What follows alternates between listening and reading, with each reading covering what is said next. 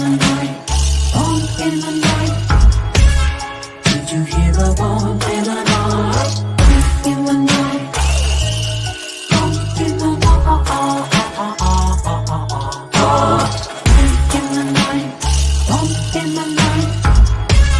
Did you hear the bump in the night? Bump in the night, bump in the night.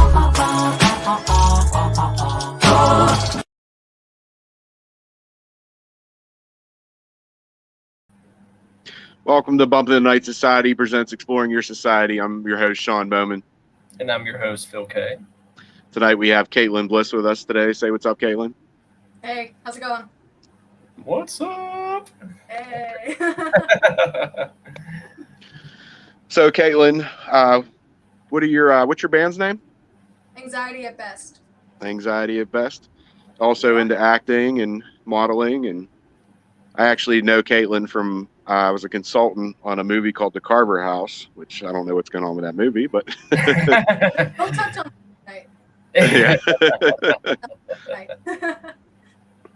That's awesome. So I guess usually we'll start off with paranormal stuff, but since you're not a paranormal guest, we'll get to that a little bit later. Why don't you want to talk about your band maybe a little bit?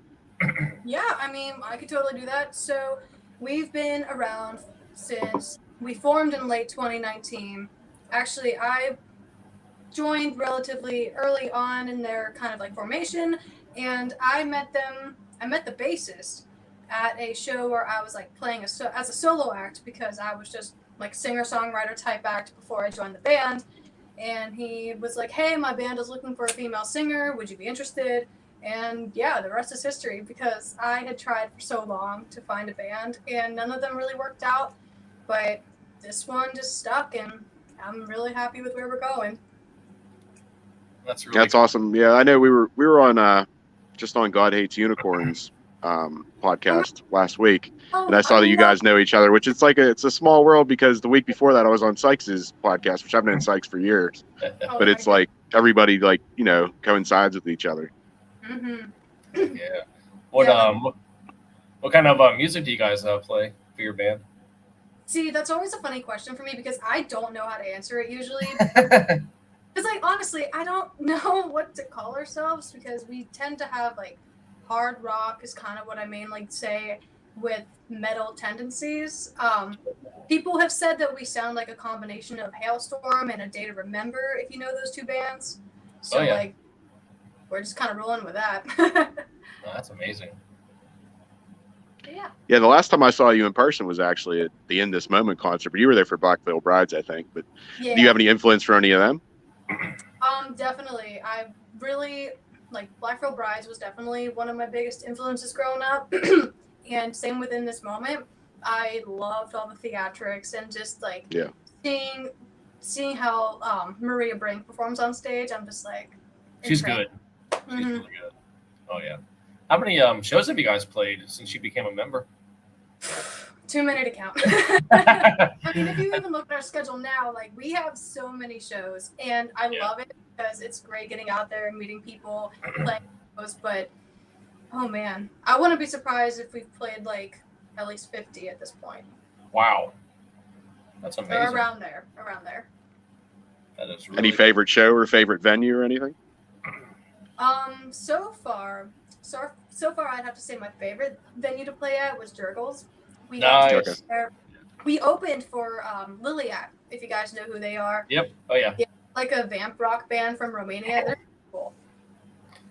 That's awesome. Yeah, I think they're all I think that band is all family members, I believe. If I'm not Yeah, mistaken. they're all siblings. Yeah. That's crazy. And their parents actually got them into them, and they just all happen to play instruments. I'm like, okay, this is cool. That's awesome, man. It's it's always nice, because you can even ask Sean this. Concerts are just the greatest thing to go to, besides paranormal stuff. It's just you just get that, even if you're not into that type of music, it just sucks you in. It's just fun to do. For sure. Heck yeah. That was Mikey asking the question. I see a guitar and a keyboard. How many instruments do you play?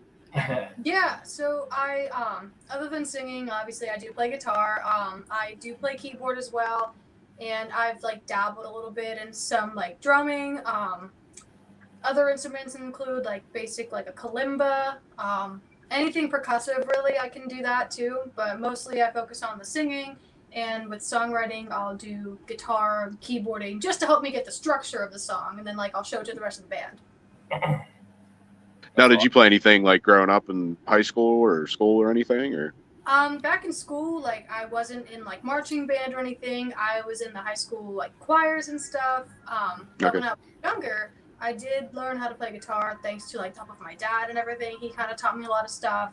And I guess I just kind of taught myself keyboard. I didn't really ever have any formal training with it. Just kind of, like, picked it up as I went. That's cool. That's awesome. What instrument do you actually prefer to play out of all the ones you've played throughout the years? Well, that's hard because I prefer singing more than anything else. Yeah. But because, like, I used to play guitar in the band too before we got our current guitarist, and while I can do it and I can, like, multitask enough, I prefer being able to just sing because I feel like having to have an instrument takes away from my stage presence. Makes So, sense. I prefer to just sing. Absolutely.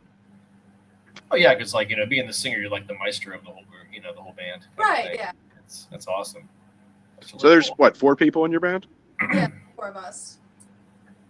Okay. That's Yep, really we have Give them a three shout out or anything, or? Yeah. We have our bassist, Everett Foster, our guitarist, Chris Heasley, and our drummer, Alex Adams. Alex is actually the newest addition to the group because for a while we were running with pre-programmed drum tracks that we would on, and playing shows with that was straight up embarrassing. Like, oh, how can you call yourself a rock band if you don't have a drummer, Like, but we made it work. Yeah, and that's the thing too. Like with a lot of bands, like they just don't use any drummers at all because it's either too expensive or they just don't find anybody that fits that bill. And I know many bands that are like that too. But what's that? The drummers are really hard to come by. Oh, they are. Trust me, it's.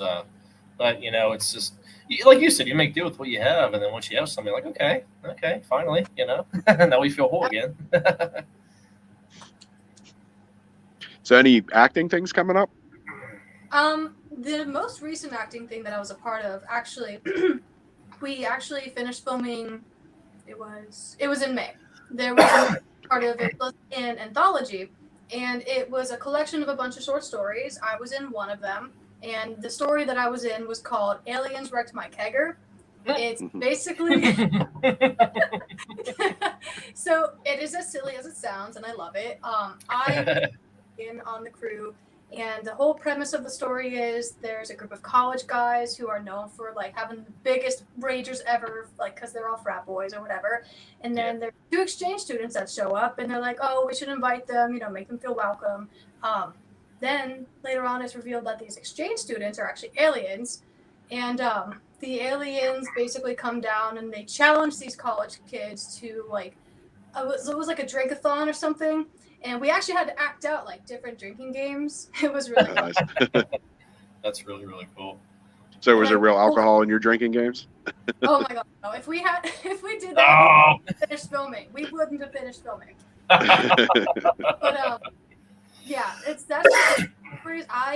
This is bad on my part, but I forget how many short stories are in it. But the full title is called Shingles, and they are planning on putting it out later this year around November. Okay. That is really about the Yeah, I think I saw some pictures from that. I don't know if it was on your page or another friend of mine, or because I think a couple people are actually involved with that. Mm-hmm. Shingles.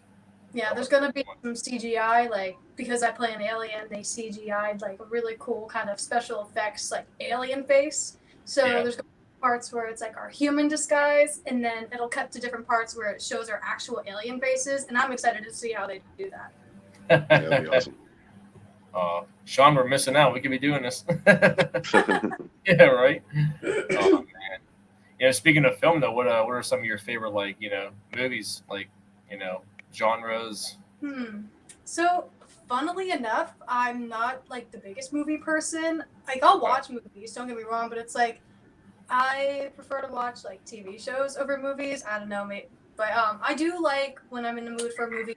I like to go for like comedies. I just like to feel like good about things, or I'll watch. I like horror movies, obviously. Awesome. Yeah, those are my 2 go-tos when it comes to movies. That's awesome. Very, very cool. I got a freaking It was a Now lot of, was you know. I know with the Carver House you're the lead actress. Were you lead actress in anything else or? No, that was actually my very first acting job. Like as far as movies go, I never really did anything before that regarding movies or filming, and Okay. I kind of got the lead by accident because, well, I say that because initially they reached out to me because they wanted my band to write a song for the soundtrack, and of course I was like, hell yeah, I'd love to do that. And then I, because I needed to learn a little more about the plot and all that to write a song for it, I was like, wait a minute, this actually looks kind of cool. Like maybe I'll audition. And I just wanted to audition to be like a witch or something, nothing major.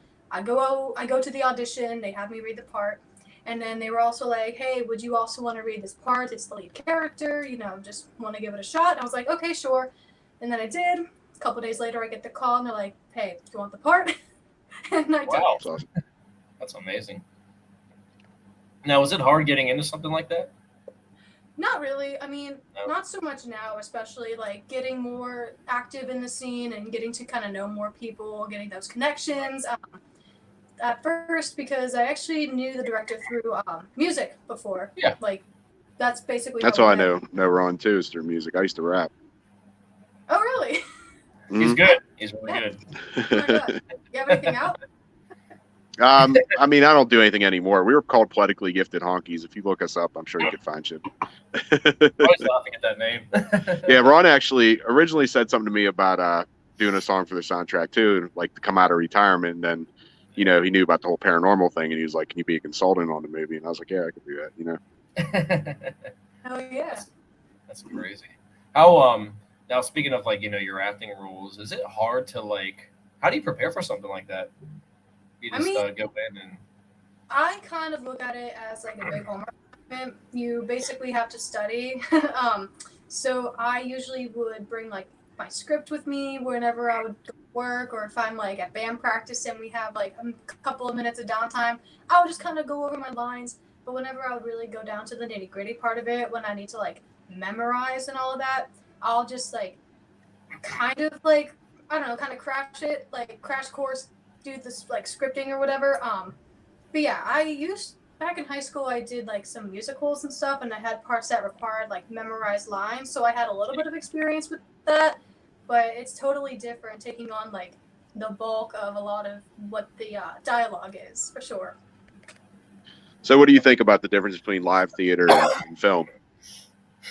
I mean, don't get me wrong. Like, which one's harder? Or I don't know. I mean, live theater can definitely be tricky in a lot of different ways because obviously there's just plays where it's all acting, and then you have musicals, which requires acting, singing, and dancing, which I have done.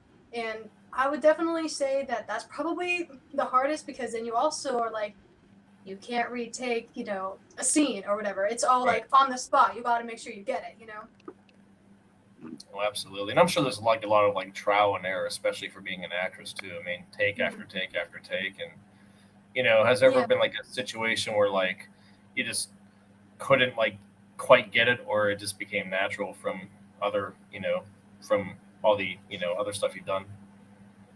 Yeah, I mean, it definitely comes down to also just gaining more confidence in myself, and like I feel like performing like musically has helped me a lot with that too. So I felt that was a big factor as to why I feel more comfortable taking on bigger roles. That's awesome. Anything you'd like to do that is out of your comfort zone, like anything that's like not related to what you've done before, or because you mentioned you like comedy movies as well. Would you ever like go into that? I mean, I've Like, tried pretty much almost anything at least once, so like that's not off the plate or anything. That's cool. That's awesome. Nice. Oh, so we got another guest here. Sick. so, yeah, we were talking about the Carver House earlier. Me and Phil actually, we were at the Pickle Jar Antiques for a ghost investigation just recently. Did you think anything about that building? Any pick up on anything or? I thought you'd never ask because I was waiting for somebody to ask it. that was actually because, like I said, I had this like little note sheet here, so I was like, okay, I need to kind of plan out what I want to talk about. But so there were actually two different experiences, that I had at Pickle Jar because whenever we were filming there, like there was already just so much weird energy And just the fact that we were all there causing a ruckus didn't help, you know. But I'll specifically recall we were filming the like seance scene on the second floor, and we had to kill the lights for the scene, except for the set lighting, of course. And so, but the one light like in the far corner, it was like a long fluorescent light bulb, just would not go off. So someone went over to the breaker, killed all the switches. This light was still on, and we were just kind of like, okay, that's a little weird. And like now we're contemplating, okay, do we have to like yank this thing out of the ceiling? Do we have to break it? Like, what do we need to do? And then it starts flickering, and then everyone's kind of like, oh, like. So then after a little while, we were just like, all right, let's just get the lights back on. Like maybe just fuck with the settings a little bit. And yeah, that was kind of a weird experience. But the weirder experience that I had was actually there was a small group of us that went back to film another scene. It was down in the front, or it was down on the first floor in like the bridal room that they have there. And we were all just kind of chilling there. It was like, I don't know, 7 o'clock on a Wednesday night or something, nothing crazy. But I remember distinctly feeling like a cold, like presence behind me at one point, and it was like very, very creepy. And then there was a random toy that would keep going off throughout the night while we were filming. I wouldn't be surprised if they caught some of the audio on the mic, to be honest. And then the most chilling part was we were all downstairs. There was nobody upstairs because there was like a small group and we just were centralized in this one spot. We heard some thumping above us, and then we also heard something that sounded like a dragging sound, like someone was moving a heavy piece of furniture or something. So we're like, okay, that's fun. And I went there at one point because like we needed to find some prop or something. So I was like up there kind of searching. And I found on a coffee table up there was just a plate with a half-eaten pork chop, it looked like. And I was like, huh, well, I guess ghosts got to eat too, you know? It was really bizarre. Definitely a lot of weird energy in that place. I love it. Like, I've gone back a couple times since, like, filming just because I like the store. It's really neat. But, definitely a weird feeling there. That's like even when we were there filming, me and Danny went downstairs and we're just like looking down in the basement and we found like a safe down there and like it was just creepy down there, which we had when we went on our investigation. We had a couple things happen. One of the things actually happened in the basement. Phil, why don't you tell her about what happened?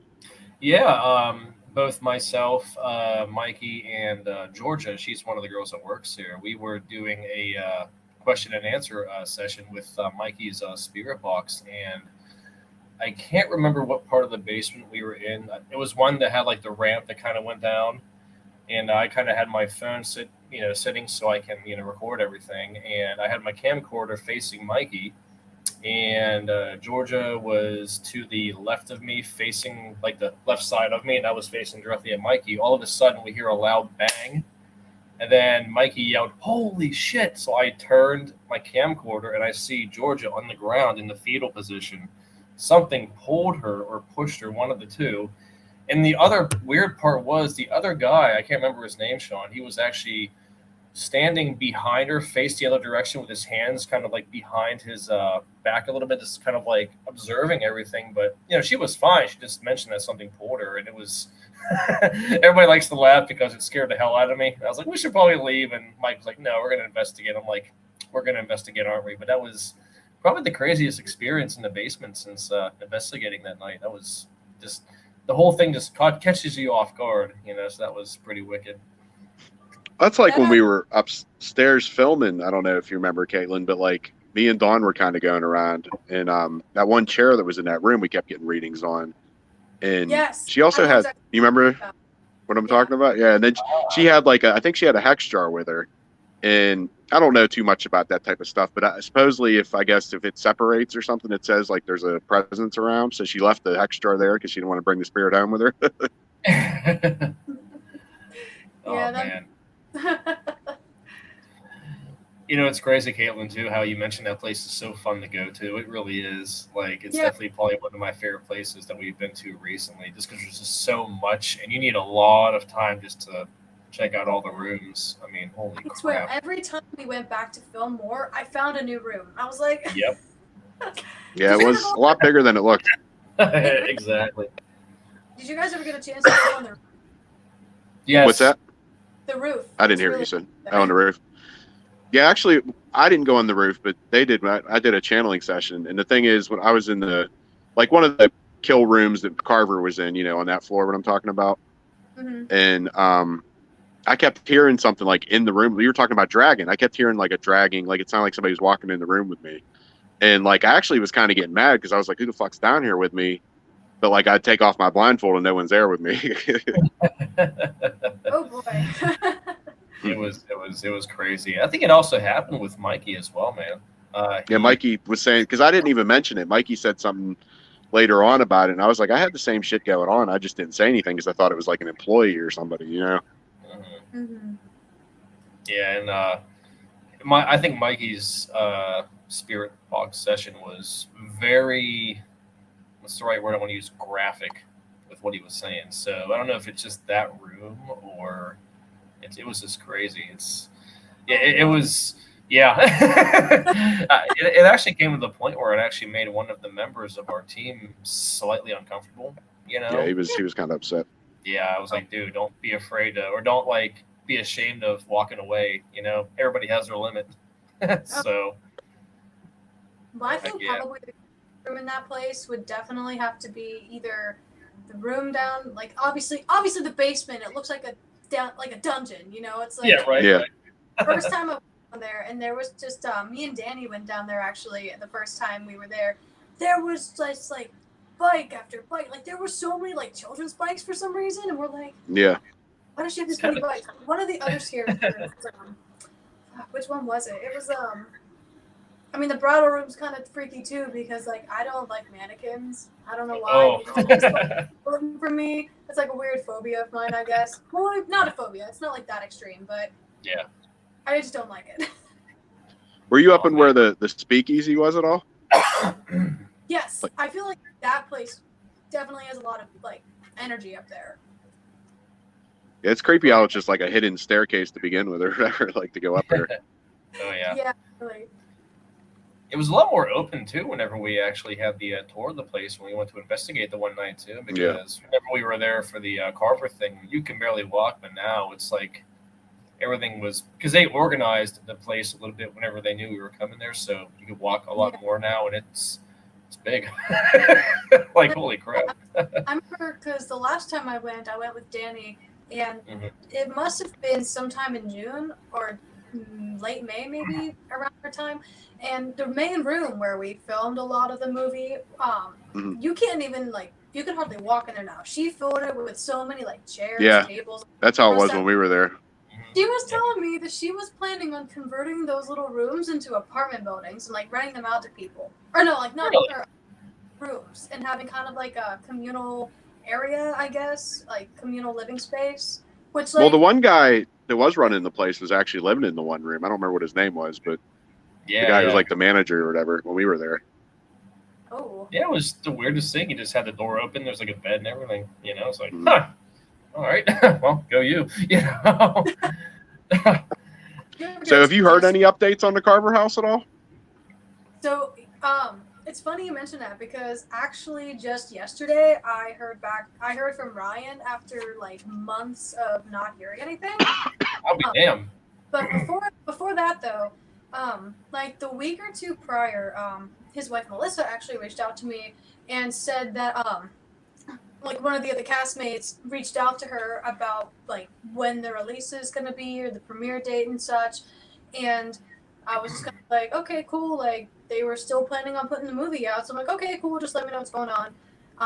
And then yesterday I got a message from Ryan saying basically like, to make a long story short, that they are still trying to put the movie out for sometime this October. And, which like totally cool. But I was still like, I thought there were still things we needed to film, and like there was a little bit of turbulence with all of that kind of stuff, but things that kind of like delayed the process of like promoting and such. But that's a whole other thing.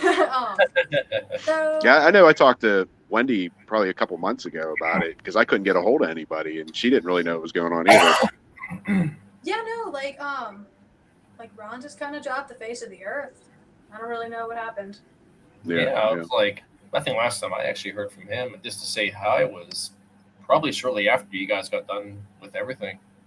That was pretty much it. Yeah. You know, it was weird, and so I wanted to watch the film. You know, I was there to witness some of the stuff you guys were doing, which was really cool. And I was like, this is. I think I was there when you guys were filming the seance thing when you were talking about the light going off or whatever. Yeah, I think you might have been too.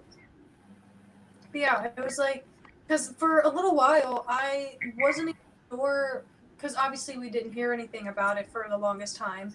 And at one point I saw that the trailer was like pulled down from YouTube, and I was like, okay, that's kind of weird. But then I don't know if they like put it back up or anything like that, but they were just like going back and forth on things. It was just really weird. I don't know like the rhyme or reason behind it, but apparently they're still putting it out later this year. Fingers crossed. Yeah, I'm hoping. Oh man, we all put in a lot of parts in this film, so it would be really nice to see all of that come to light. Yeah. That's such a cool place to film a movie too. You know, that was perfect. That's like right. Oh man. Yeah, you know, see the other place we filmed at. It was supposed to be the place where we like meet the penitentiary or whatever. I forget where exactly it's located, but it was the hospital you're talking about, right? Yeah. I don't know. Yeah, because I was there, but Phil wasn't. You were there. Okay. Yeah. That building was cool and also kind of creepy. Yeah. Oh man. Speaking of like creepy, is this was going to the pickle jar place your first run with like suspicious activity, or have you been to other places within the surrounding area, or just in general, or? Basically, I guess he's trying to ask if you had any other paranormal experiences. Yeah, I overcomplicated the question. Sorry. Yeah, I definitely have had more paranormal experiences than just that. Yeah. Like, for example, I don't know if you guys know, but you guys know the McConnell's Mills out in like Portersville area. My camp's right at Slippery Rocks. I'm like right by here, actually.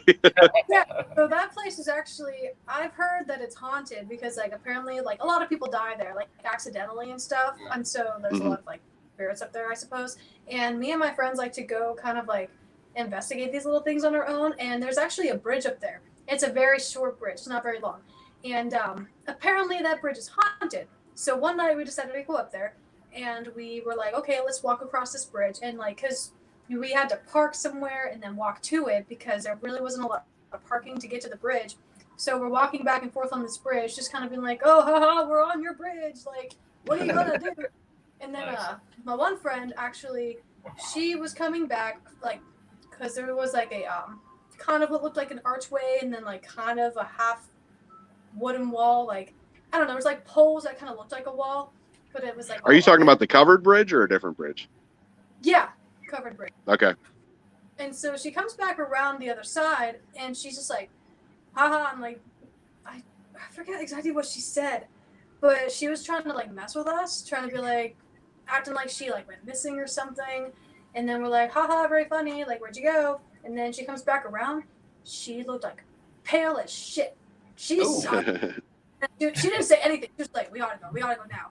And so we're driving back, like on the highway, like we went so fast to get out of there. And, like, I don't know how familiar you guys are with like skinwalkers, Wendigo type things. Oh, like, yeah. She was like, I saw one of those, and I myself have seen one before too. It's like driving around like all the rural roads we have around here, but oh boy, that was one I try very hard to forget. Yeah, there was a time I know when I left because I don't know if you know what Cheeseman's Fright Farm is. It's right in Portersville. It's a haunted house. We left Cheeseman's the one time and we went down the wrong road, ended up down in McConnell's Mill at night, went across that bridge and then like up where the rock formations and that are. Like it's creepy out there just driving around. Yeah. It's so you're saying we should all go there. All right. Let's do it. But another one I had, actually I had it whenever I was like pretty young. I remember in like, cause like I can remember having like from middle school on probably, I've had like night terrors, like sleep paralysis, all that shit. It is scary. But sleep paralysis sucks. Oh my god, I haven't had an episode in a while. So, you know, like knock on wood that it doesn't happen for a little while, if ever. But the one time I was like in my bedroom as a kid and I was looking around, like I forget what prompted me to look, But I found this creepy ass carving on like the bottom right corner of my bedroom door, and it looked like a screaming face.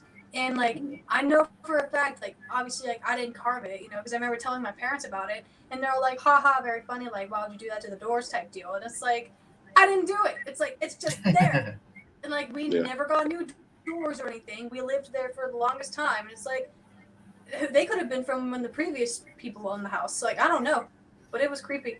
I was like, Oh god, that's awesome. That's why I love that stuff. You know, it scares the crap out of you whenever you actually see it. You're like, okay, all right, you know. a little bit. Oh man. Well, there was one thing I wanted to ask you actually. Next time we did a movie release at the Hollywood Theater for one of our documentaries, and as long as I can get it approved through the Hollywood Theater, I actually want a band to open up for us. So if you guys would want to open up for us beforehand, like that'd be super cool. Oh, that'd be cool. Yeah, I'll definitely talk. We have practice tomorrow, so I'll bring it up to them. Okay, yeah, I just got to, like, we're doing a thing on the Greenville Manor right now. That should be wrapped up pretty soon. We got to see how it comes out. And if it's good enough to put in the theater, then we're probably going to look into that. Nice. Hell yeah. That is awesome. Where was the last place you guys played at again? The last place we played at was actually this past Thursday. We played at the Green Beacon Gallery out in Greensburg. It's it's not a gallery, but they have a little like venue, like a stage space that they have that bands come and play at. It was like a really sick, like mostly metal lineup with some bands from the area and 2 bands from West Virginia. It was super cool. How was how'd the old crowd turn out? Was it pretty? It was actually a pretty decent crowd. I mean, it's a small space to begin with, but it was a really good crowd. That's awesome. I've always loved those small local shows. Just the intimacy of it and everything. Oh. Yeah, I don't know. I saw that you put out a single recently. Do you do any single work too, or?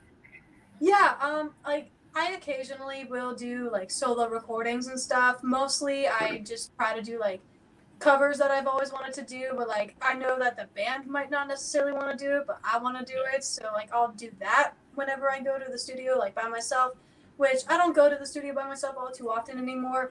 So like whenever I do go, I'm just kind of like, hey, like let's just see what happens. But yeah, because I focus mostly on my writing with the band and everything nowadays. That's awesome. That's really, really cool. How what's one of your favorite bands that you've ever seen live? Could you say? Oh, that's hard. It is a tough question. That's really hard. I've seen a lot of bands. I've been to a lot of shows. Yeah. Oh man, I would have to go with like right off the bat what I can think of firsthand. I saw Alice Cooper a couple years ago, and opening for them was Hailstorm and Motionless in White. That was a sick lineup. It really is. Like it was all like kind of different, and it was a great show. Honestly, it was probably one of my favorites. That's amazing. Or, Alice Cooper's so cool. Either that one or a few, like the year prior, I saw the Slayer Farewell Tour whenever they were with like Lamb of God, Testament, Behemoth, and Anthrax, I think was the lineup. Yes, I was at that one too. I couldn't go to the Pittsburgh date, but I went to the one in at the Blossom Music Center out in Cuyahoga Falls in Ohio. So I went out there, but that was sick. And my friend got us passes to go like down front, so we were in the pit, and we were at the front barricade at one point. And I remember because like there was like crowd surfers and stuff, and one of them landed on me funny, and like I pinched my arm in the barrier. I had a bruise on my arm like the size of a baseball, but I was so proud. Look what happened to me at the Slayer concert, guys! Like, I could never go in a Slayer mosh pit. Nope. Did you see that big incarceration festival that was just going on this weekend? Yes, I did. Oh. I forgot that it was happening because I was like, oh, I would love to go, but like it just passed me by. Yeah, it was packed. I mean, I saw the pictures and videos and stuff. It was crazy there. Who was playing there? A whole bunch of people. Like Korn was there, Jelly Roll was there, Lamb of God was there, like tons of different acts. Son of a bitch. Which we did a convention there at the Mansfield Reformatory a few months back or whatever, paranormal convention. So we've been there before, but we've never been to any of their festivals, but it looks super cool. I've always wanted to go to the incarceration because it's like I can get more tattoos while listening to For sure. metal. It's a win-win. Oh, absolutely. Speaking of which, like, it's funny how you mentioned tattoos. Like the Bump Crew, we're all going to probably get matching Bump in the Night Society tattoos. Oh, I love that. I'm inkless, so It's gonna be your first one. yeah. You know what? I think they're cool. I just never really wanted to spend the money on them because, you know. He's gonna get it right on the top of his head. You need to get like a wheel or something on the top of your head. Either that or a tramp stamp or one of the two, you know. You know, have like one part of the emblem on one butt cheek, the other one on another butt cheek. Put the bum in there. Yeah. Oh man. That's That's funny. so silly. I love it. It's gonna happen. Not like on that part of the body, but it's gonna happen. Short A, Phil. Yeah. Shut up, Sean. Hey, that's your first tattoo. That's a bold choice. Oh Go man. big or go home. For sure. Like, yeah. So, what do you want to do, like long term, with the band? Like, what do you guys want to do? Well, our goal Like, what's your is- dream? I guess. What's that? Yeah. That's the goal. We're trying to make a living doing it because we're at a point where it's like, at least for me personally, I like my job enough, you know, but it's not what I like really want to do. You know, music is what I really want to do. So we're all working really hard at trying to make it happen. What is your job, if that's okay to ask? Oh yeah, that's fine. I'm actually my job title is technically like patient access coordinator, and I'm a front desk kind of person. Like, I work at a health and wellness center, and I basically like schedule patient appointments, verify insurances, like Okay. typical like, office duties. So like it's it's a stable job. It does what I need it to, but Yeah. obviously it's not my passion. Right. How'd Well, you it definitely helps if you like your job, though. 'Cause I know Yeah, I've had some like- jobs that I don't care for. Good benefits. So That's Mm. good. That's really good. And how long have you been doing that job for again? I started last December. Oh, so it hasn't been too long. Yeah. That's awesome. That sounds. So, are you guys like touring at all? We were actually going to plan a tour for sometime this September. We were going to try to do like a little kind of week-long tour. Our plan was to drive down to Myrtle Beach and then work our way back up. We were going to hit like near Fayetteville, North Carolina. We were going to hit Richmond, Virginia, Washington D.C., and then I think we were going to hit Harrisburg on the way home. Wow. And of course, like play a show in Myrtle Beach like that night or whatever. So Yeah, that'd be awesome. so far though, we haven't had too much luck with booking because like it is kind of it would be 2 months away, and we hit up at least 3 venues per city, and so far no luck. But we are going to try to plan for maybe a summer tour next year because then we'll have more time for planning and we can grow our numbers a little bit more and hopefully get a decent following by then. Yeah. Yeah, I'm sure every concert's different too. You know, I'm sure you've had some big crowds, some small crowds. You know, Oh, yeah. I mean, that's the thing too with like that, especially with like that genre of music. You know, it's not everyone's cup of tea, but once Yeah. people realize that, oh, there's a sick ass band here, it's like, cool, this is neat. You know. Yeah. How did you come up with the name Anxiety at Best? Well, I actually didn't. I don't know, because I'm not the one that came up with it. Our bassist Everett came up with the name forever ago. Because he's the nicest person, but he's like so anxious, like all the time about everything. Like we constantly have to reassure him, like, dude, you're good, like you're fine, like. But he just says, anxiety at best is like kind of how he rolls in life. So it's just kind of like that's where the name kind of comes from. And we all. Did he get stage fright at all? I don't think for him, no. For me, I Okay. used to, but and even now, it's like I've gotten more comfortable with how many shows we've played, and I will get like a little jittery, like 5 minutes right before we go on and stuff. But then Right. we start playing, and then I'm good. I'm like in my zone. So, have you had any like nightmare sets?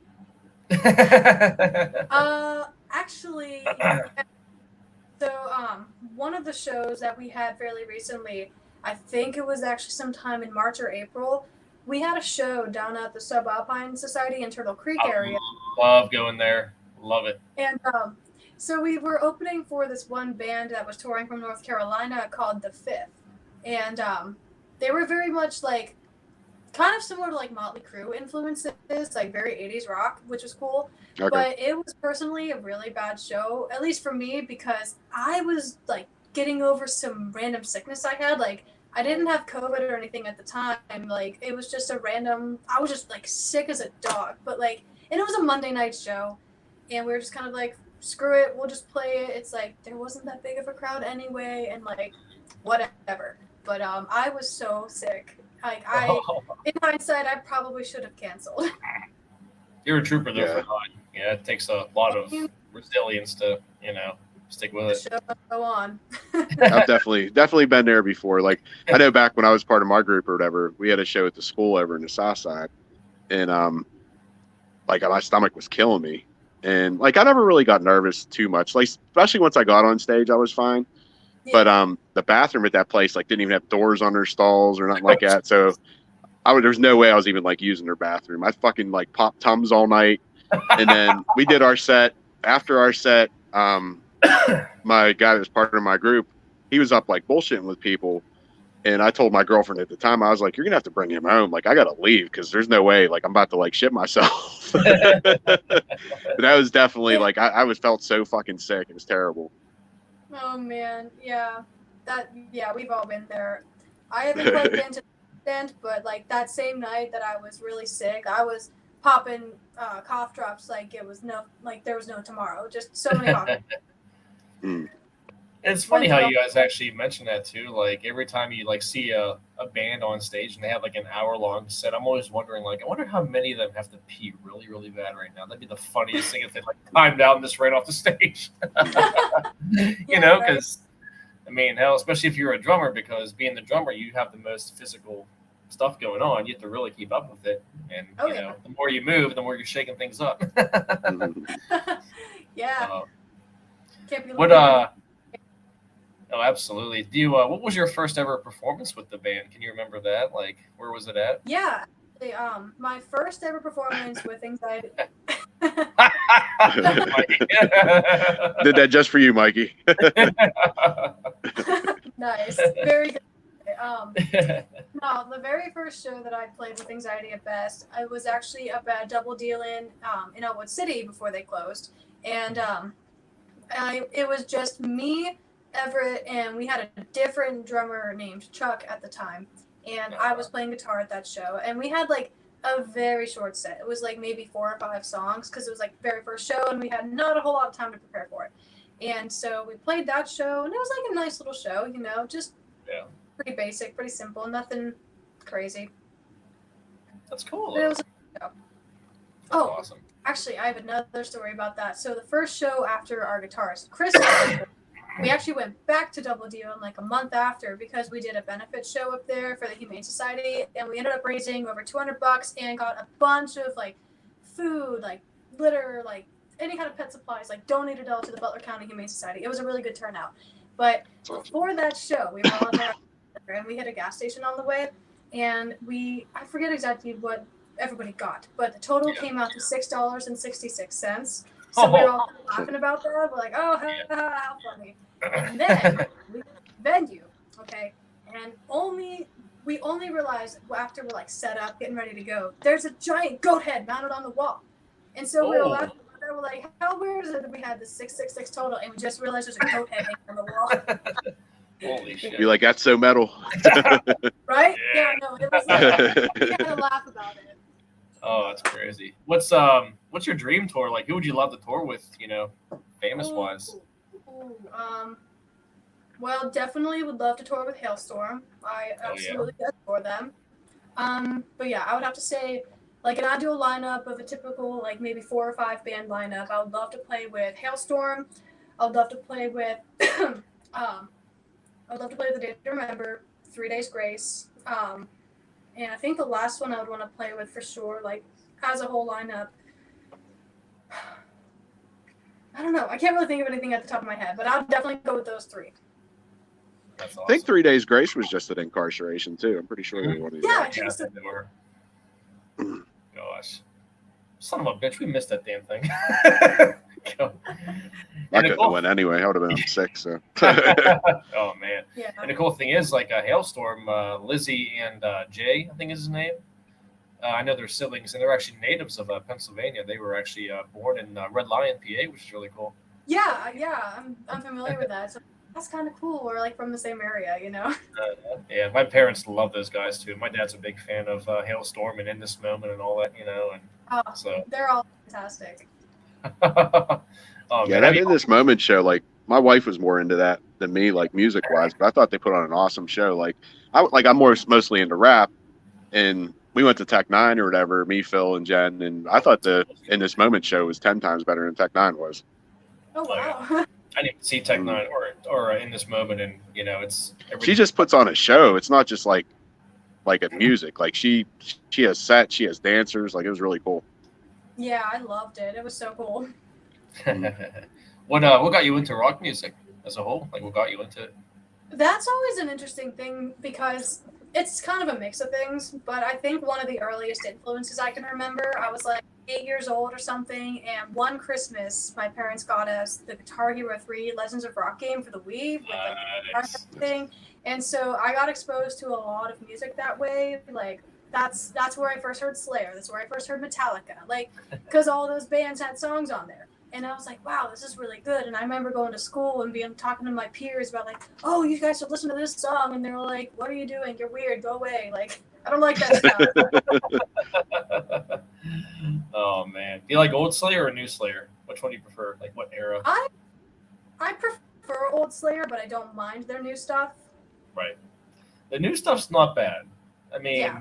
people bitch about it, but it's like they've kept the same formula. They're just getting older. You know. Yeah, pretty much. It's. I mean, Repentless was a pretty solid album. I mean, it was not really groundbreaking, but I mean, it's Slayer. Everybody knows who they are. They're going to do the same Oh, yeah. shit all the freaking time. Yeah. Yep. Yes. Raining Blood. Diabolus and Musica. Hell yeah. I mean, that stuff's Oh, good. yeah. Sorry, my cat's like staring at me right now. Aw. It's like a common theme. People's cats like jumping all over people on the podcast. Aw. Oh, what's her name? Her name is Zelda. Oh, you are cute. She's an old lady. She's 18, but she's a baby. Yeah, she wanted. She the only pet you have? Yeah, she's the only one. She gets a little jealous. So Aw. we tried to get a kitten one time. But she just was not having it. She did not like the kitten. But we had to return the kitten for other reasons. So it peed on the power strip of our TV and almost caused a fire. Oh, wow. That sucks. Oh shit. We were like, we had it for 3 days, and we were like, sorry, I don't think it's gonna work out. Oh man. Now that So you talking mentioned about that, Zelda and games and all that, like what's some of your favorite games? I was just about to ask that too. Nice. I don't think it's very shocking, but my all-time favorite one is Legend of Zelda. I do have the sleeve kind of working right now. Okay. Other than that, though, I like Pokemon games. I'm a big fan of. I'm really into Fire Emblem too. I like that game a lot. But yeah, I'd say my all-time favorite is Legend of Zelda. You more for like the strategy type games or like RPGs or actiony or I mean, I honestly am not super picky with it. I like each different style for like what they offer. Like obviously with RPGs, you feel more like it's more story oriented. Like for example, Fire Emblem is very much story oriented and it's combat, and it does require like good strategies and such because they have a classic mode where if your character dies in classic mode, they're gone forever. So you have to like really plan out your moves. Otherwise, you could lose like one of your favorite characters for good. I don't like playing on because I don't like being stressed out when I play. Hold on, I gotta let her out. She's meowing. Hold on. Oh no, you're good. There we go. Nice. So what's up, Phil? Hey, what's up, man? Okay. All is well. Oh man, So, yeah. gaming's fun, but I get gamer rage by myself sometimes. Well, yeah, like I said earlier before we started, if you want to play something that's really calming and really nice, play Stardew Valley. That's been my obsession lately. What's it called again? I couldn't hear you. Stardew Valley. Stardew Valley? Like the word star and dew, as in morning dew. Star. Okay. Oh, Okay. okay. You'll have to check that out. Yeah, for God. sure. I got it on sale on the Switch for like $12. So I don't know if they're still running that deal, but Is Switch the only console you have, or do you No, have PlayStation? I have Switch, I have Xbox One, a PS4. Downstairs, I've got we have a GameCube, a Wii, N64, Wii U. We have like all the consoles. That's nice. awesome, man. And I have like the DSs. I had a Game Boy somewhere. Do you have the old-fashioned Game Boy with like the non-color screen? Not that. That was more my time. No, I got the Game Boy Advance where it's like the flip up, the opens. Okay. Yeah. Oh man, yeah, that's. I remember I remember my first ever like introduction to, I guess, disc games, like the more advanced stuff was the Nintendo GameCube. I fell in love with that thing because I think it was the Sega Genesis and Sonic the Hedgehog 2 was my introduction, and that game was just everybody loved that game when it came out. That was everyone's go-to. Oh yeah. See, I came up in the Nintendo era because I'm 41, so I was born in '81, so Nintendo was like the first. I mean, Atari was around before that, but I'm not that old. Sure. But yeah, my Game Boy, like I said, it was like the black and white one, and you had to have the Game Boy Light because like you couldn't play it in the dark. Things about that, yeah. It's crazy too because with how far games have come now, basically you're playing a movie. It's insane, and I love that. They're so realistic now, yeah. For sure. Most recent game that I played where it felt like that, surprisingly enough, when Mortal Kombat 11 came out a few years ago. Yes. Watching those cutscenes was like watching a movie. I was so impressed. Yeah, I'll go on YouTube and just watch like fatalities and stuff, Oh yeah. Cool. And they get gorier and gorier too. And people are complaining about it, like, oh my god, why is this so graphic? I'm like, have you played the original? I mean, come on now. That's what people are playing the game for, is strictly for the fatalities, Exactly. Yeah, Mikey knows what it is. Oh, yeah. Oh man. Yeah, Mikey and I are the same age. He's older than me by like 2 months and a few other extra days, but I was like Mortal Kombat's the only actual fighting game I'll play. I can care less about everything else. Like Mortal Kombat 2 was probably I was probably the best at Mortal Kombat 2 back in the day. I agree. Yeah. I played that one a lot growing up. Oh yeah. One thing I can't get into though is the sports games. I don't know why they're just too formulaic. I played a lot of the wrestling games growing up. Used to make my own wrestlers and matches and shit like that. Oh Yeah. man. I could never get into sports games. Like, I'm not a big sports person to begin with anyway, but like I tried playing like Tony Hawk Pro Skater. Like, I don't know. I just maybe I'm just like dumb at the controls or whatever, but like I just could not get it. I don't know why. It's an acquired taste. It really is. And it's funny how you also mentioned what's that? I was just saying, I'm like, I'm not immediately good at it. I don't want to play it. It's just too. You ever played the Final Fantasy games at all, or I don't know if you've ever played those? Oh my god, no, I haven't, but I've been meaning to, because the PlayStation put out like a remake of, I forget which one it was. So when I downloaded it and it's on there, I have so many games I need to begin. I just haven't. It becomes so you become so irritated. There's just too much out there. You're like, you know what? I'm done. I'm walking away. Oh, man. Yeah. I still remember Final Fantasy 7. Ugh. Elder Scrolls are pretty good. Those games are pretty good. Which one? one? I never played this. Actually. The Elder Scrolls. Oh my god, yeah. I've heard great things about those too, but that's another one I've been meaning to get into, but never did, because I know another thing that kind of gets me hesitant with certain games is if I know that they require a lot of hours, like the Elder Scrolls, I just would be like, I can't start this unless I know I can dedicate a lot of time to it. I made that mistake last year. I started playing The Witcher 3, and I got barely past the introduction world or whatever, or the tutorial world, and then I just kind of things just happened, and I wasn't able to play it as often, and I haven't picked it up since, and now I'm just kind of I don't even know if I'm going to remember how to play it if I pick it up at this point. Now it's yeah, my buddy loves the Witcher games. Phil, Brian or whatever. Brian, I'll go over his house sometimes, and he'll just sit there and play that, and I'll just sit there and bullshit with him. so fun.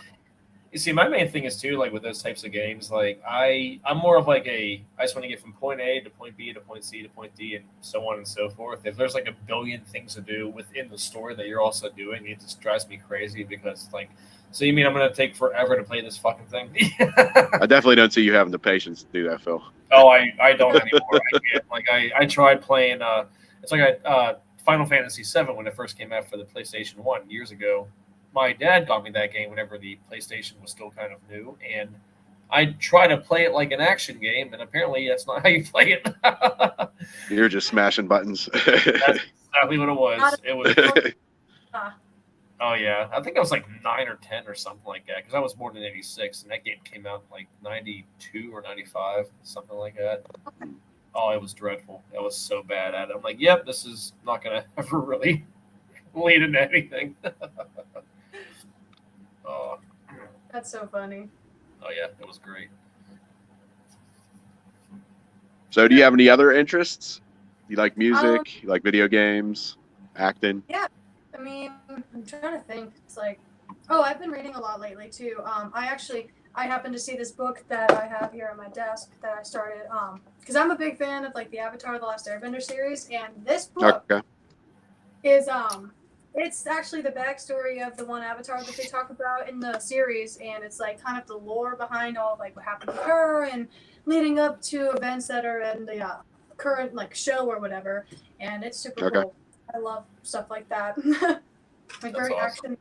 I love reading like murder mysteries. I like anything fantasy. I was into anime for a little while too.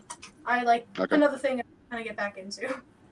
That's cool. Yeah, I miss reading for sure. Like I swear with like how cell phones are now, you just play on your cell phone at night. No one reads anymore, you know?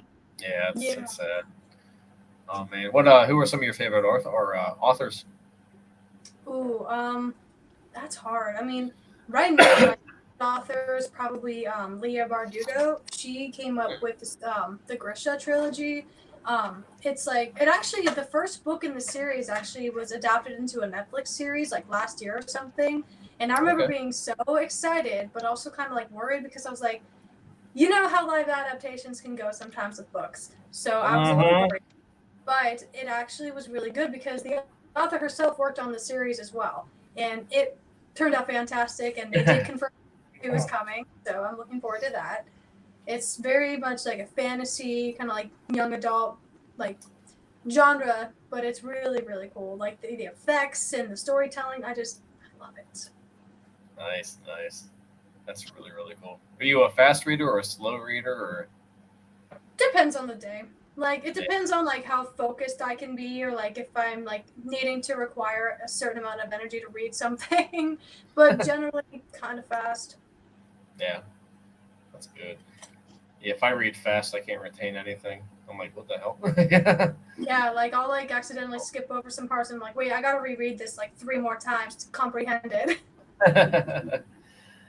Yeah, obviously with movies as well. Have there been any books that you've read that turned into a film and it was very close to what you read, or something completely different? Yeah, so there was this book called The Giver by Lois Lowry.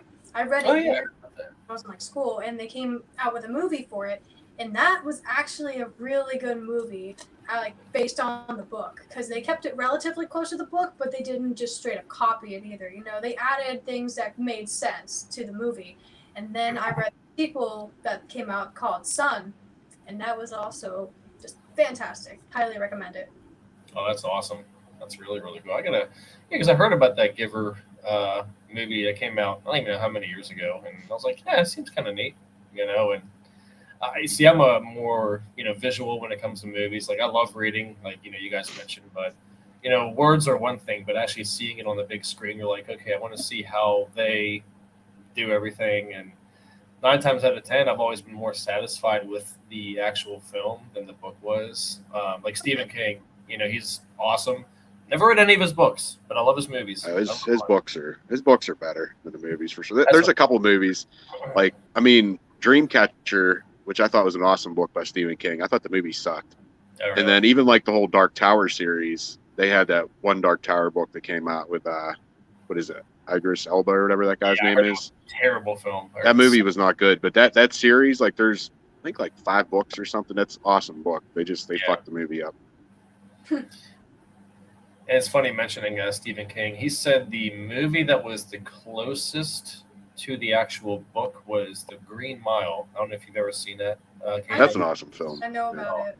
It's so good. It's a tearjerker. It really gets to you. You know, it's Doesn't really seem like a Stephen King type of book either. Because I mean, there's a little bit of supernatural in it, but it's not. Yeah.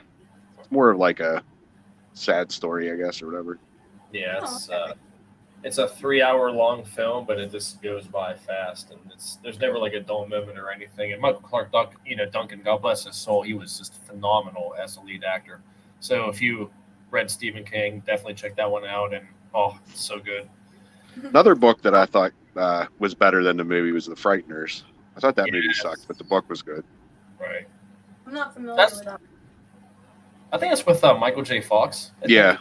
Yeah, Michael J. Fox is in it. It's like the graphic that you might remember if you ever saw it is like this thing coming out of the wall. Like there's like hands and face coming out of the wall. Like it's probably like its most famous screenshot from that movie, I'd say.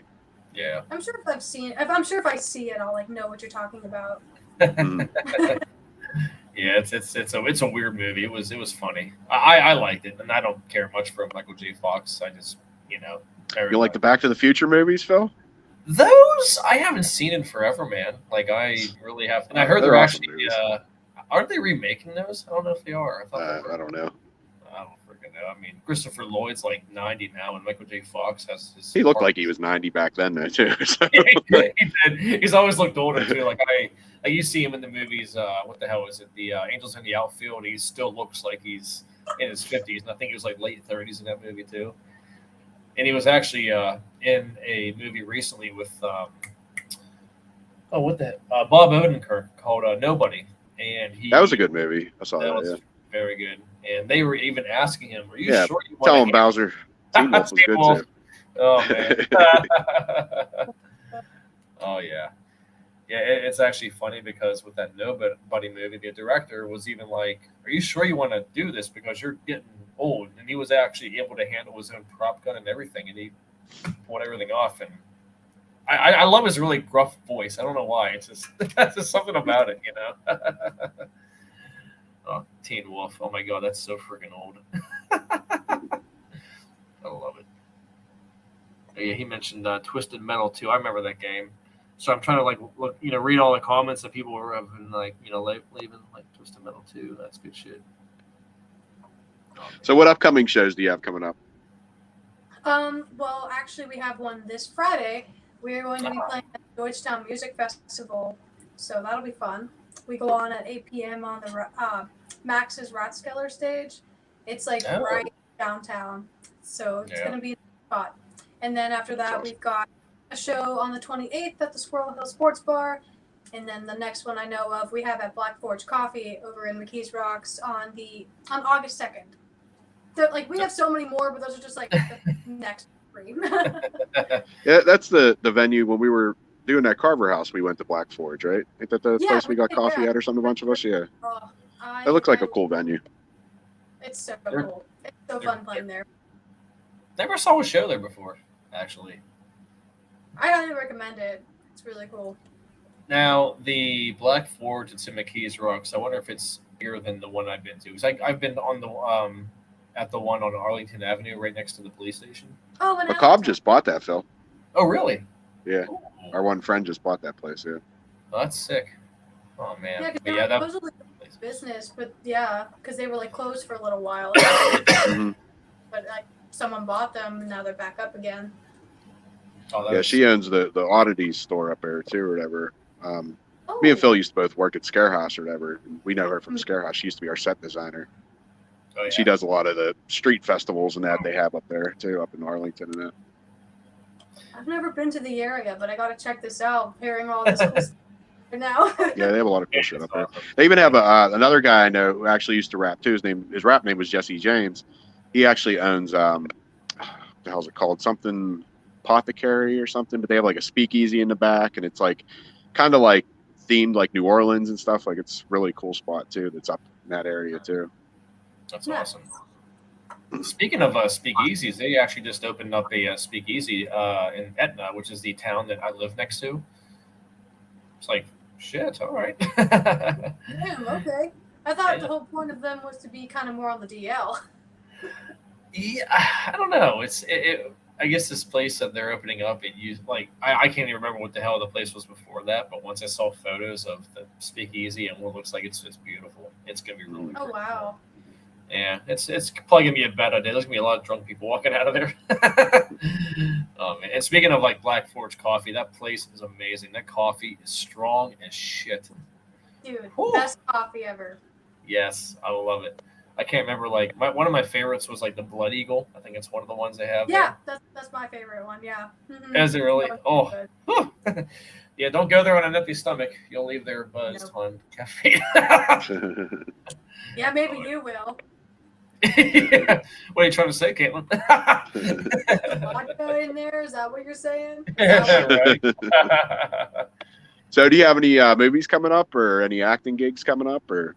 As of right now, I don't. But I am aware of a few casting calls that are coming up like this fall that I'm going to try for. So nothing like set in stone yet, but I'm kind of keeping an eye out because it'll be easy for me to kind of do that since in November the band is going to be taking a break from shows and we're going to be focusing more on like writing and recording and stuff. So Yeah. I'll have a little bit more free time, like away from shows at least. So I might be able to pick up an acting gig or two like this fall or winter. That's awesome.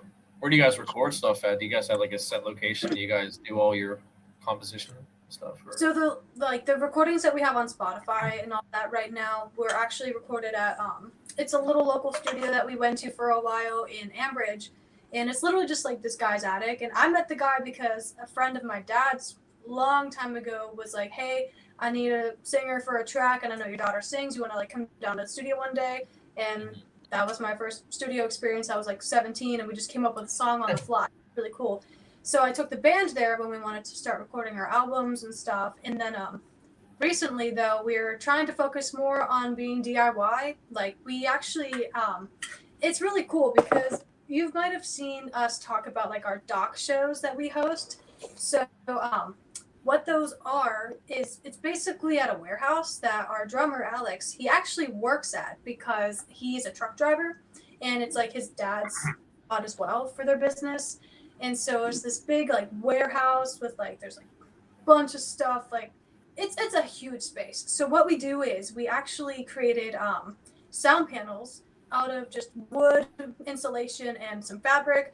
We would have building days to build these like I don't know, probably like 10-foot tall panels so that we could kind of insulate a little better and also so that it doesn't get out too much because there's a little residential area nearby. But we have the sound panels. We just recently bought new drum mics because we were needing those for a while and they are not cheap. Not at all. At least for a good set. But we are working on doing that now and hopefully we can get more recordings out soon. Because it's a hell of a process trying to do that all yourself, like, because you gotta like get the levels right, you gotta make sure you don't like get any weird inconsistencies with the sounds, and just making sure you get like that clean, crisp sound, and that's not even taking into account like the mastering afterwards, and that's a whole other thing. However, next month we actually did get a deal. It's a studio out in McKeesport called Shell Shock Multimedia. We are going to be recording a song with them next month. Just as kind of like a free trial, sort of. We're gonna see how it goes, and if it turns out good and we work well together, then we might start recording more with them. So we'll just see what happens. Yeah, it's definitely like from doing music myself. I know like we've recorded at professional studios, and then I used to have a studio in my house, which actually Sykes or whatever, he did all my artwork in my studio for me. But just like not even like with instruments, doing like mixing and mastering and just hooking mics up and shit like that. I can just imagine how hard it is doing it with live instruments. Yeah, like it's so hard miking up a drum set and like miking it up well. Like you have to be so particular with it. Well, I'm trying to plug in my iPad because it's like low. Oh man. You know, it's crazy because like a lot of people think that like, you know, recording music's an easy process, but not at all. You know, it's Oh no. I've seen like, you know, tour videos or, you know, session videos or whatever. I'm like, holy hell, there's so much. Well, that's why like even one song can, I mean, just between writing it alone could take months to write a song, you know? Oh, absolutely. Oh, absolutely. It's definitely a process. It's not as easy as people think sometimes. Right. Oh man. Oh, What's hi. up, Goat? Hey, Goat.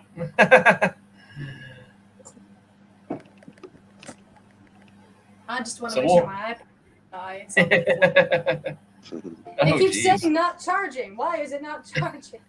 Don't mind Well, that's me. I like a can still- couple episodes ago. The people we had on from Bell Mansion, their power went out during the middle of it. So then they got back on and there was no power. We just talking to them into the dark pretty much. Oh, that's great. Yeah, that was funny. I mean, hey, you gotta make do, right? All Mhm. right.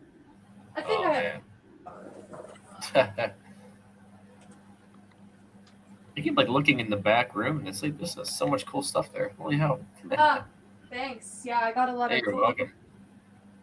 Oh, where is this thing?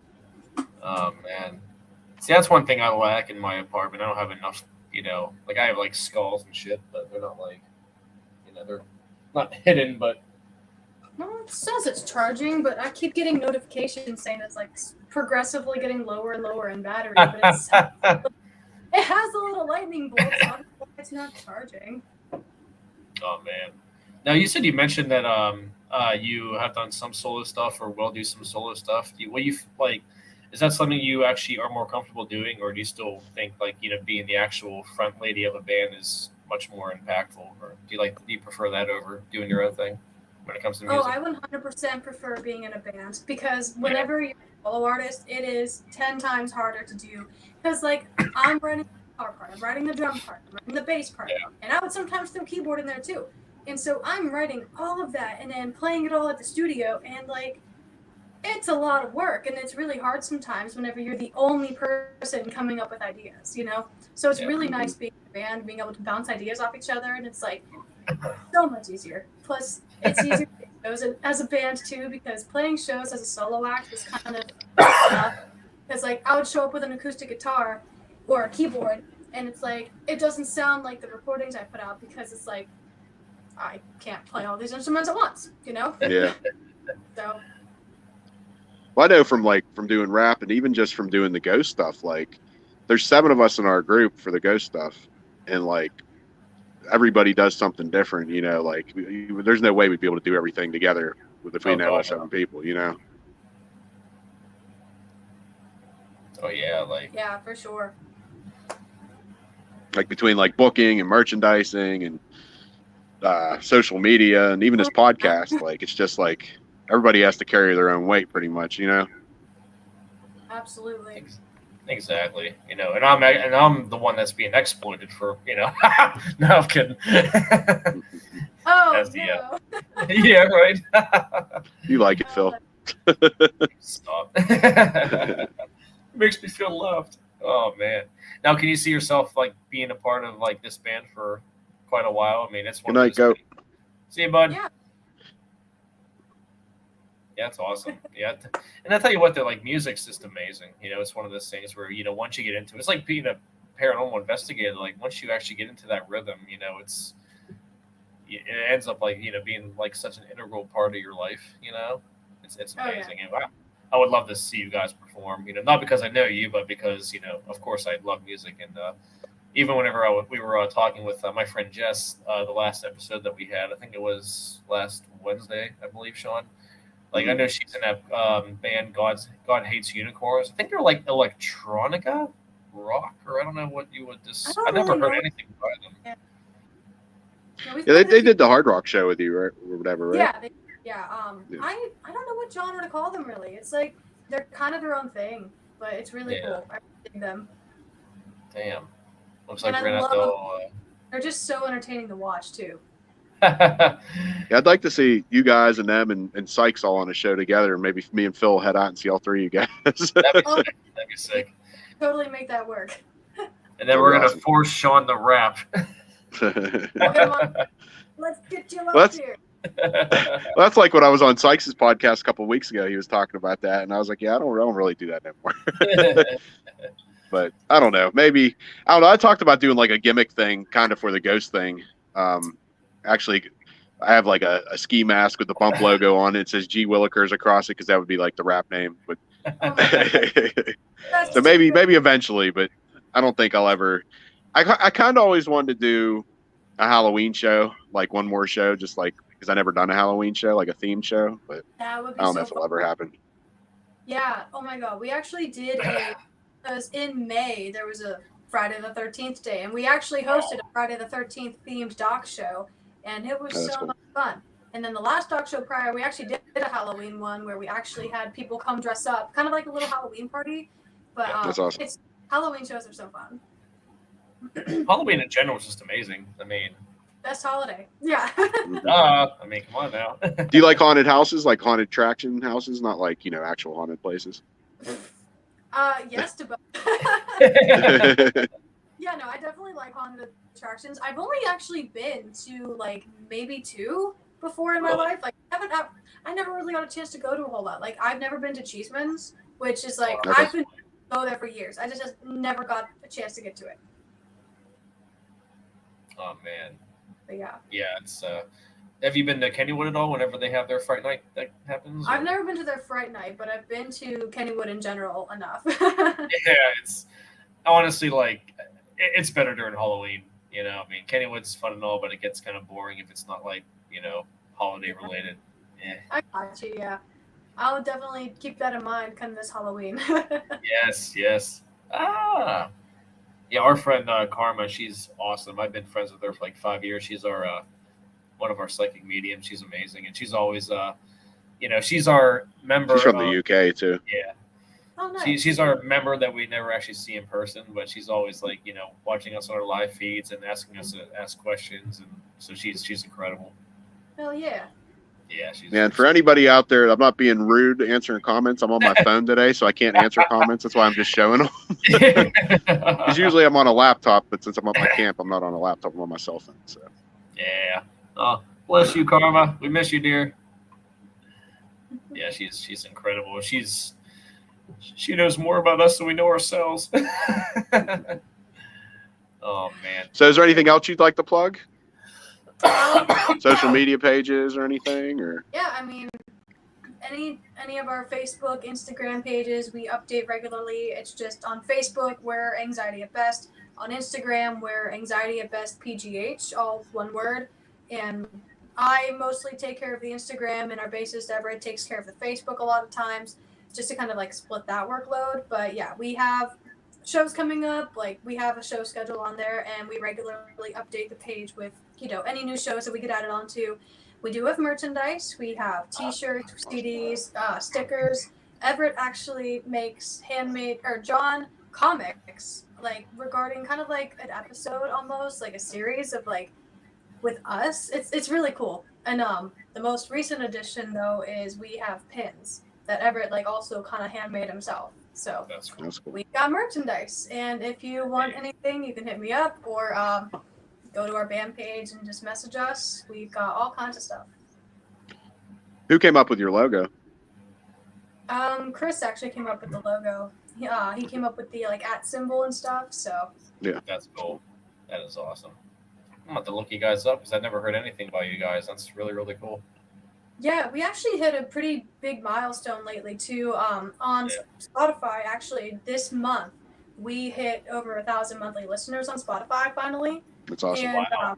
like it keeps going like up and down between like the last couple of days. It's been between like 1,140 something, 150 something. Like it's kind of back and forth, but that's crazy considering back in January of this year we had like less than 100 listeners.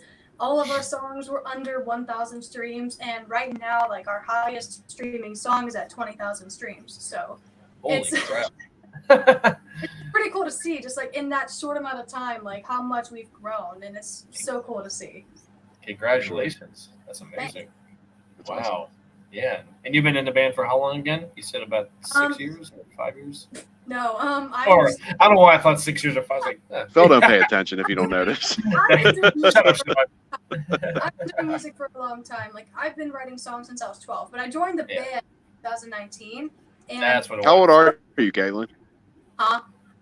How old are you? I'm 22. Okay. So you're young. I'd have thought you were in your 20s, but I wasn't sure how old you were. Yeah. Yeah. Oh man, I'm a but yeah, stay so that way. we formed in like 2019, but then we had shows in 2020, but of course the pandemic happened and shows didn't happen. So we were kind of set back a little bit, and then we were getting a drummer for a while and like kind of went through that like growing pains, I guess. But then after that, things started to kind of fall into place. So we've all just been working hard trying to make it happen. Karma said Phil's giddy right now. That's awesome though. See, I really wish I would have joined a band. Like I was gonna try to play guitar in high school and that failed, and try to play drums. You could be a backup dancer, Phil. You want me to do that? Get up there and twerk, Phil. Oh my God. Caitlin, you need a twerker in your band? I'll do it. Hey, You don't want to scare people away. I'll wear I'll wear the bumpy mask. You need like a little black Oh, everybody needs a twerker. maybe. Oh man! And then Sean could dress up as Luther. So, oh man, I don't have much shame anymore. Well, I don't know. There's certain things I'm like, It's cool though. We should all just form a band together. Let's just do it. Big super group, Let's do it. Yeah, I mean, like I've especially in like the metal scene. There's been so many super groups. You're like, wow, you guys are freaking awesome. Oh, what the hell are we looking at? Oh, Sean's hand. Just like, ooh. Oh man. Yeah, anytime somebody tries texting me or calling me, it keeps coming up on my screen, so that's what I'm trying to get rid of. Should have put your phone on.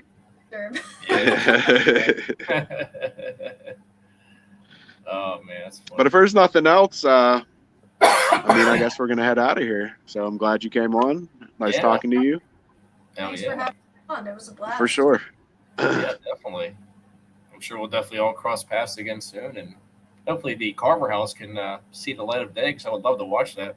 Yeah, we'll definitely come around for that, and I really who would ever. Yeah.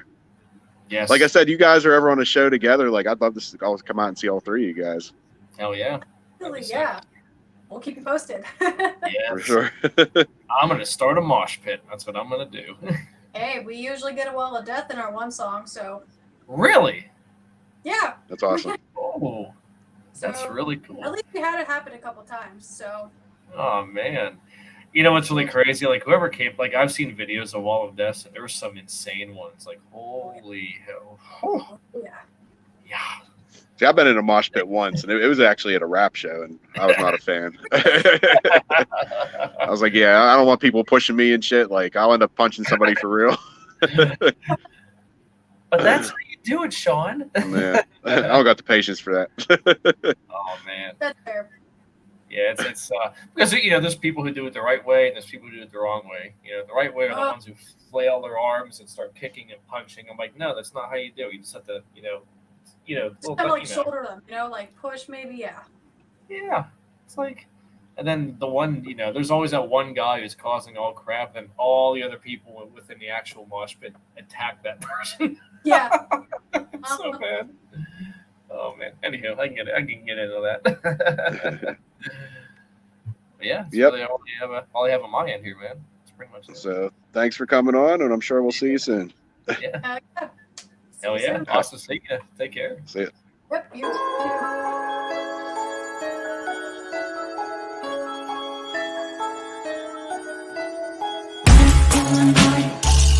In the night, did you hear a bump in the night? In the night, bump in the night. In the night, bump in the night. Did you hear a bump in the night? In the night, bump in the night.